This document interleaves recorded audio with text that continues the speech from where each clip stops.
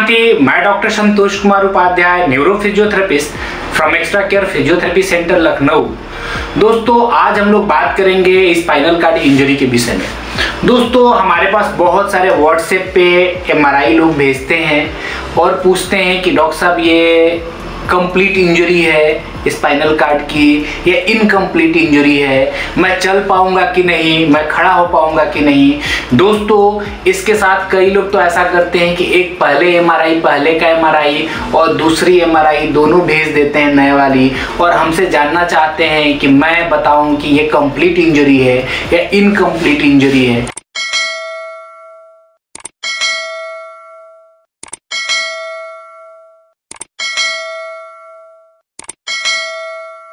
और फर्दर क्या पोजीशन होगी। तो दोस्तों आपको ये मैं बताना चाहूँगा कि स्पाइनल कार्ड इंजरी को मेजर करने के लिए American spinal cord injury association impairment scale है जो वर्ल्ड वाइड यूज होता है। यदि आप अपना डिस्चार्ज समरी देखेंगे, आपके डिस्चार्ज समरी में grade A, grade B, grade C या ग्रेड ई लिखा होगा। तो दोस्तों इसके विषय में इस वीडियोस में हम लोग बात करेंगे कि इसका मीनिंग क्या है। सबसे पहले मैं बात करूं कि स्पाइनल कार्ड इंजरी है क्या। तो स्पाइनल कार्ड इंजरी जो हमारे ब्रेन से पैरों तक की जो नसें जा रही हैं, ब्रेन से जो स्पाइनल कार्ड पैरों तक जा रहा है, यदि किसी भी वजह से ट्रॉमेटिक रीजन, चोट की रीजन हो या अदर रीजन हो, दोनों में से किसी भी वजह से स्पाइनल कार्ड में कोई दिक्कत होती है, कोई कंप्रेशन होता है या किसी भी तरह की प्रॉब्लम होती है, तो उसको हम स्पाइनल कार्ड इंजरी बोलते हैं, जिसमें कि टेम्परेरी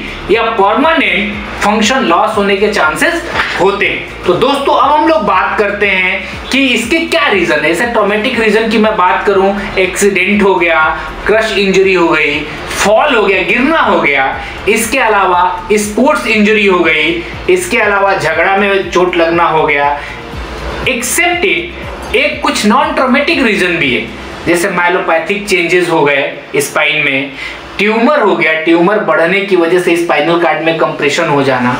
कुछ वेस्कुलर रीजन है जैसे कि एवीएम हो गया, आर्टेरियोवेनस मालफॉर्मेशन हो गया, जिसकी वजह से प्रॉब्लम हो सकती है, हेमरेज की प्रॉब्लम हो सकती है, पॉट्स स्पाइन, ट्यूबरक्लोसिस स्पाइन में है, उसकी वजह से स्पाइनल कार्ड इंजरी हो सकती है। ऐसे बहुत सारे ट्रॉमेटिक और नॉन ट्रॉमेटिक इंजरी है।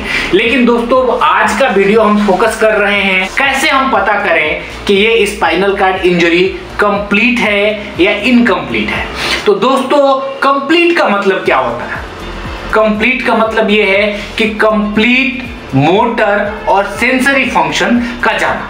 जो एशिया इंपेयरमेंट स्केल की मैं बात कर रहा हूं, 5 कैटेगरी में है, grade A, grade B, grade C, grade D और ग्रेड ई।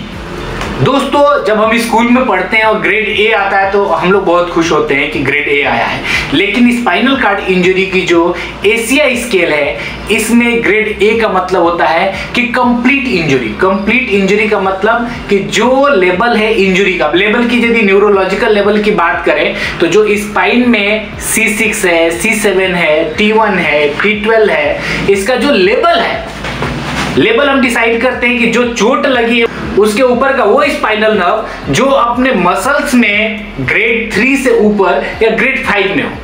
दोस्तों ये जो हमारा एशिया स्केल है ये मेनली 2 चीजों पे फोकस करता है। एक तो मसल का एक्शन, जिसको हम लोग की मोटर बोलते हैं, मसल का एक्शन, और सेकेंडरी सेंसरी। मैं आपको ये भी बताऊंगा कि आप सेल्फ घर पे कैसे मेजर करें कि आप किस कैटेगरी में। तो यदि कंप्लीट इंजरी की बात करूं तो इसमें मोटर यानी कि जो लेवल इंजरी है उसके नीचे कोई सेंसेशन नहीं है, कोई एक्शन नहीं है, इवन देन सेक्रल स्पैरिंग भी नहीं है, यानी कि जो आपका एनल का फंक्शन है वॉलेंट्री वो भी नहीं है, टो में टच का सेंसेशन भी नहीं है। दैट मीन्स कि आप कंप्लीट इंजरी है, आपका ग्रेड ए है। ग्रेड बी का जो मतलब है कि यदि न्यूरोलॉजिकल लेवल से नीचे आपको सेंसेशन है, दैट मीन्स कि ग्रेड बी है। इसको चेक करने के लिए हमें पिन ट्रिकल टेस्ट होते हैं, जिसमें कि हम एक यदि बोले तो एक पिन टाइप का लेते हैं और चुभा के पता करते हैं, या पेन से आप पता कर सकते हैं कि पेन लीजिए और पेन से आपने ऐसे पॉइंट आउट किया और दबा के चेक कर रहे हैं कि पता चल रहा है कि नहीं चल रहा है। इसके साथ ही ग्रेड 2 दैट मीन्स कि नॉर्मल में हमें कैसे पता चलता है कि कॉटन ले लिया, कॉटन मतलब रुई लेके स्किन पे चला रहे हैं या हाथ पे चला रहे हैं और पैर पे चला रहे हैं और पता चल रहा है, दैट मीन्स कि ग्रेड 2 है। अब आता है ग्रेड सी। ग्रेड सी का मतलब कि जो इंजरी का लेवल है उसके नीचे की यदि मांसपेशी, यदि किसी को मान लीजिए पॉट्स स्पाइन हो गया C7 पे और उसके नीचे के एरिया में उनको ग्रेड 1, 2 यानी कि 3 से नीचे, ये जो मैं बता रहा हूं MMT बता रहा हूं, मैनुअल मसल टेस्टिंग, यानी कि आप अपनी मसल को कैसे टेस्ट करें एक्शन के लिए।